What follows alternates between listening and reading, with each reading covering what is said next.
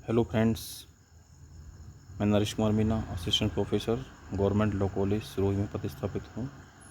आज अपन दंड प्रक्रिया संहिता 1973 के एक विशेष टॉपिक पर चर्चा करने वाले हैं, जो व्यवहारिक दृष्टि से और एग्ज़ाम की दृष्टि से बहुत इम्पोर्टेंट टॉपिक है, जिसका नाम है जमानत संबंधी प्रावधान।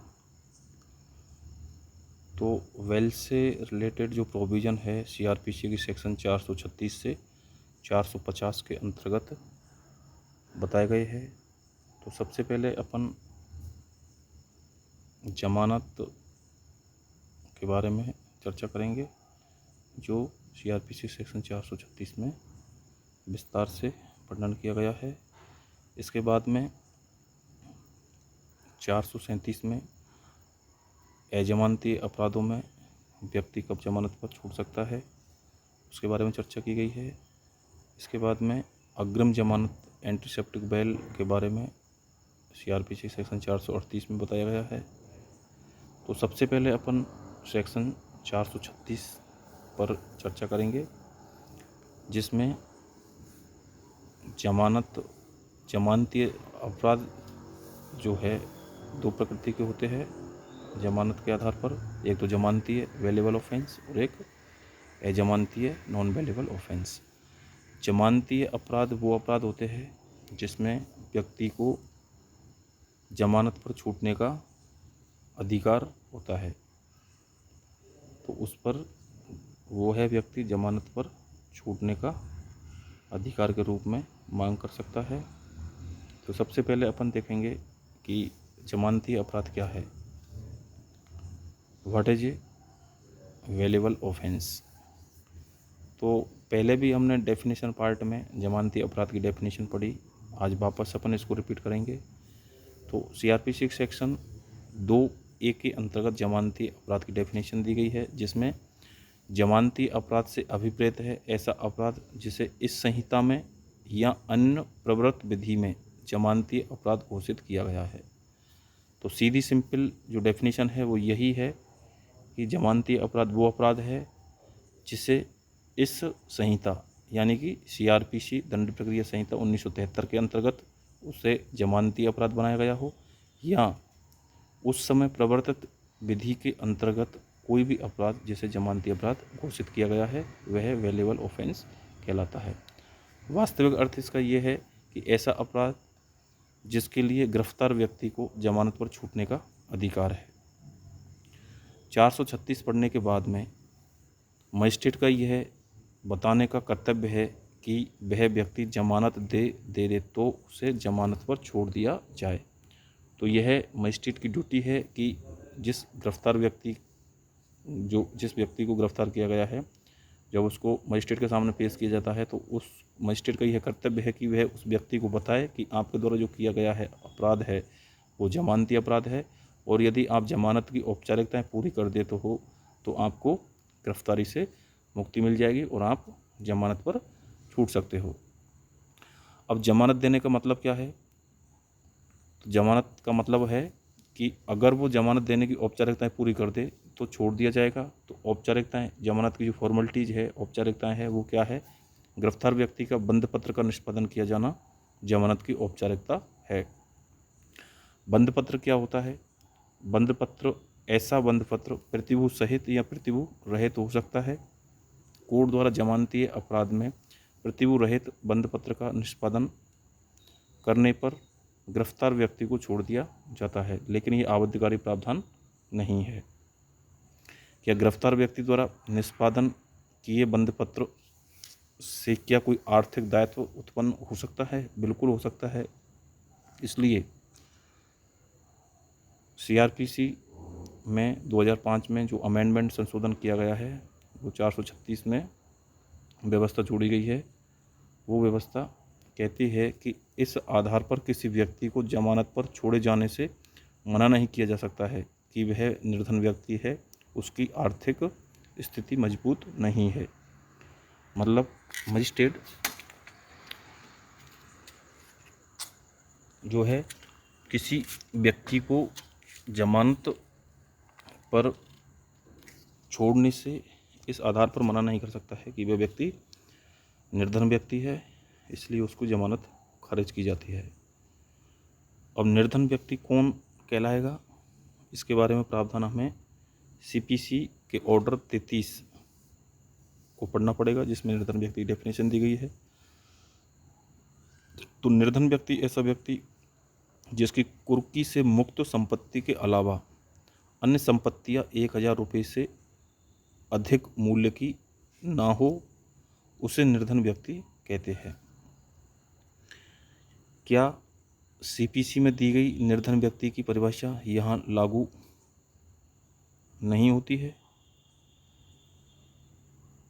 तो यहाँ पर CPC के अंतर्गत जो डेफिनेशन दी गई है वह CRPC के इस वेल जमानतीय संबंधी चैप्टर में लागू नहीं होती है। अब अपन 436 के सेकंड पार्ट को पढ़ेंगे। इसमें ऐसा व्यक्ति जो गिरफ्तार किया गया है, यदि वो 7 दिन की अवधि के भीतर जमानत की औपचारिकताएं पूरी करने में असमर्थ है या जमानत देने में असमर्थ है, तो न्यायालय यह उपधारणा करेगा, यह प्रिजम्पशन करेगा कि वह व्यक्ति आर्थिक रूप से समर्थ नहीं है कि वह जमानत दे सके। तो ऐसी दशा में उस व्यक्ति को स्वयं के द्वारा निष्पादित किए गए बंध पत्र के आधार पर जमानत पर छोड़ा जावे। तो यही एक निर्धन व्यक्ति की पहचान होती है। यदि वह 7 दिन में औपचारिकता पूरी नहीं करता है जमानत की, तो कोर्ट यह उपधारणा करेगा कि वह व्यक्ति निर्धन है और उसको स्वयं के बंध पत्र के आधार पर उसको जमानत दी जा सकती है। अब प्रश्न ये उठता है कि क्या किसी गिरफ्तार व्यक्ति को जमानतीय अपराध में जमानत पर छोड़ा जाता है और न्यायालय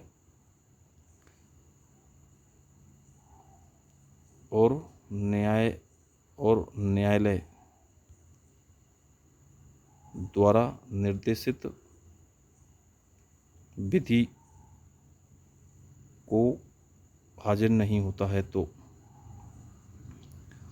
मतलब किसी गिरफ्तार व्यक्ति को जमानतीय अपराध में जमानत पर छोड़ा जाता है और न्यायालय द्वारा निर्देशित तिथि को हाजिर नहीं होता है। तो अब यह प्रश्न उठता है कि जब किसी व्यक्ति को वेल एप्लीकेशन मंजूर कर ली जाती है और उसको जमानत पर छोड़ दिया जाता है, अब उस जमानत या बॉन्ड में जो तिथि निर्देशित की गई है, उस तिथि को यदि वह व्यक्ति जो अपराधी है जिसको जमानत पर छोड़ा गया है वह उपस्थित नहीं होता है, तो उसका क्या परिणाम होगा?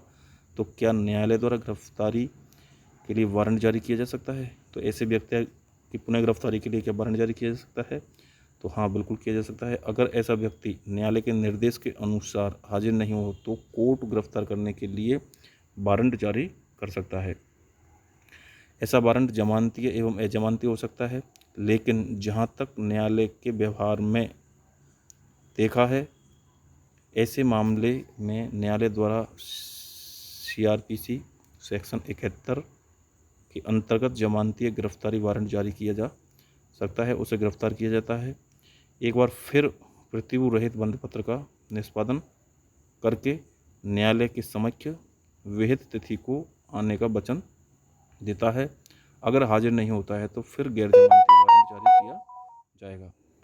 तो जब ऐसे व्यक्ति को जो जमानत पर छोड़ा है और वह व्यक्ति निश्चित तिथि को कोर्ट में उपस्थित नहीं होता है, तो उसको गिरफ्तार करने के लिए गिरफ्तारी वारंट जारी किया जाता है। वह गिरफ्तारी वारंट जमानती वारंट होता है और वह जब जमानती वारंट का निष्पादन किया जाता है तो उस स्वयं के बंध पत्र के आधार पर उसको गिरफ्तारी से मुक्ति दी जाएगी और वह वचन देता है कि मैं एक निश्चित तिथि पर उपस्थित हो जाऊंगा, तो वह व्यक्ति को छोड़ दिया जाता है।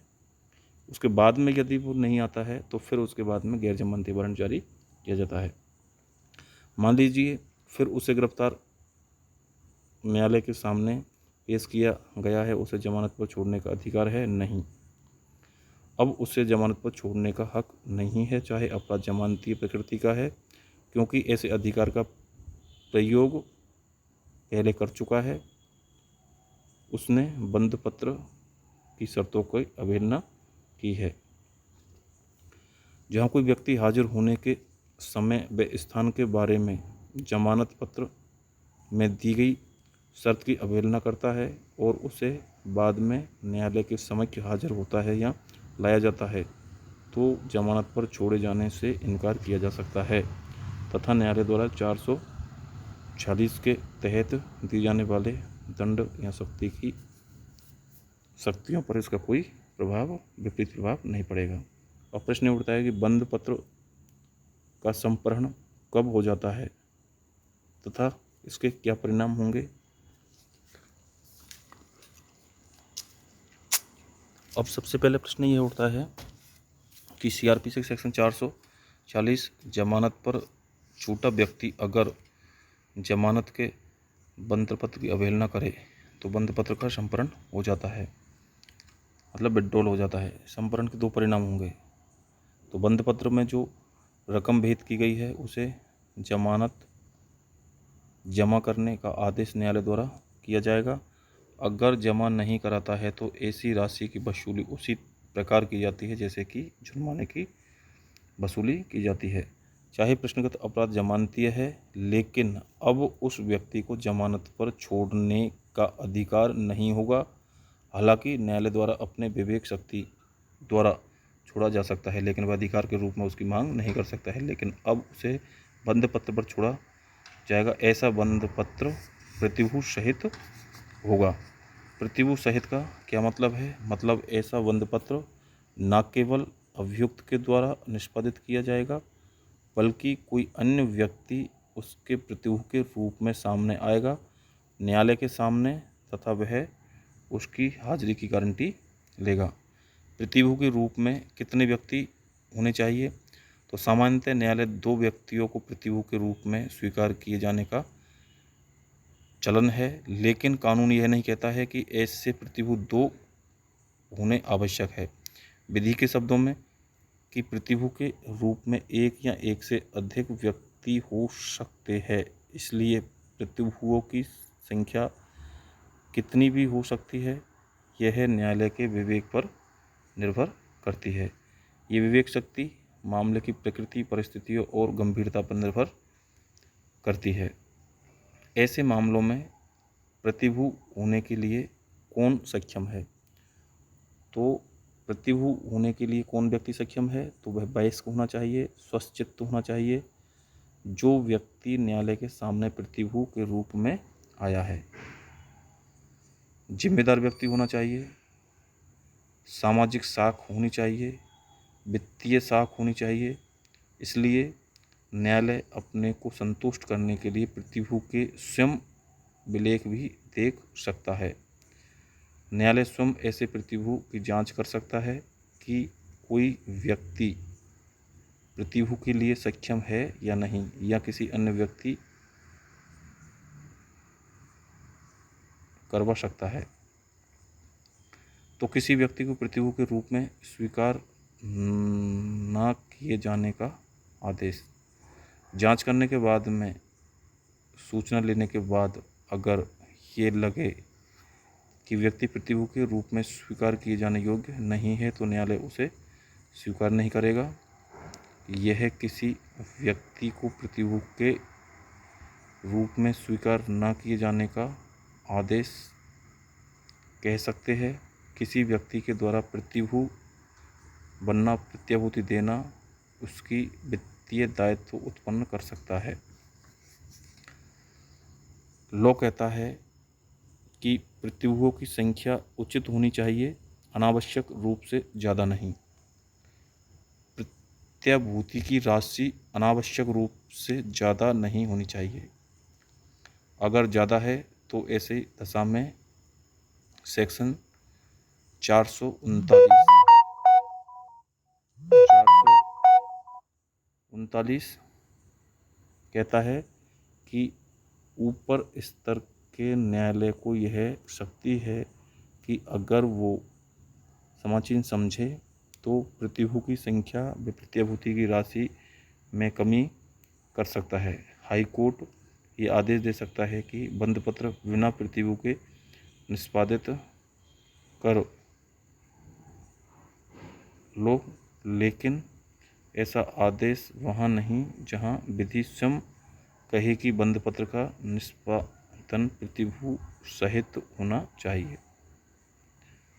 अब प्रश्न ये उठता है कि प्रत्याभूति की रकम प्रतिभू की वित्तीय स्थिति के भीतर होनी चाहिए।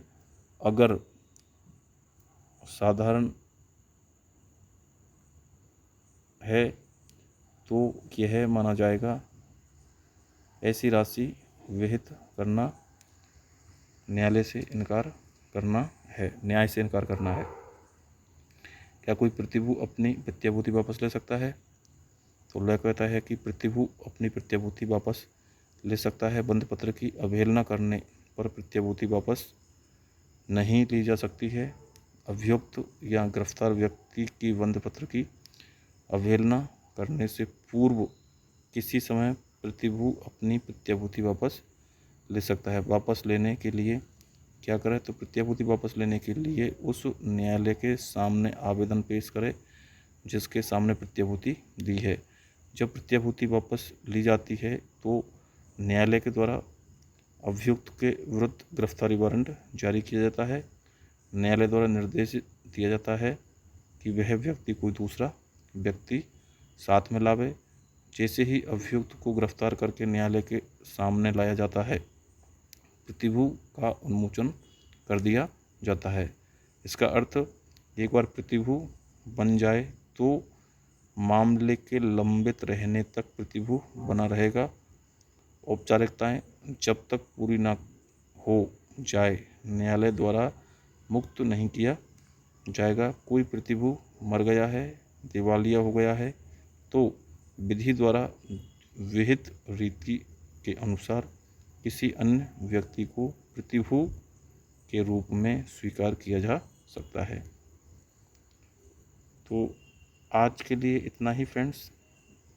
जमानत के बारे में अपन ने पूरी जानकारी दी है और किसी को कोई डाउट हो तो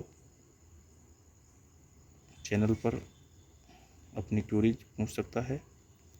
थैंक यू।